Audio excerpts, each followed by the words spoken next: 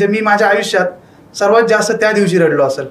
मेन्सचा ज्या दिवशी निकाल गेला माझा त्या दिवशी, आणि घरचे सारखे कॉल करत होते की घरच्यांना असं वाटत होतं की टेन्शनमध्ये त्यांचे विचार, घरच्यांचे काळजी की हा काही निर्णय घेईल करेल असं तसं. परंतु MPSC मध्ये तुम्ही इतके सक्षम होता की फेल्युअर पचायची ताकद तुमच्यामध्ये असते.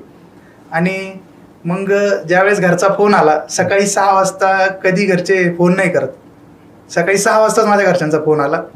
आणि एवढी काळजी बघून किंवा इतकं त्यांनाही इतकं दुःख झालं हे बघून मी त्यांचा फोन तर काय उचलला नाही. मी डायरेक्ट बाथरूममध्ये गेलो, नळ चालू केला आणि असं टॉवेल तोंडावरती दाबला आणि रडायला लागलो. आणि इतकं म्हणजे 10-15 मिनिटं मी रडत होतो, माझे अश्रूच थांबत नव्हते.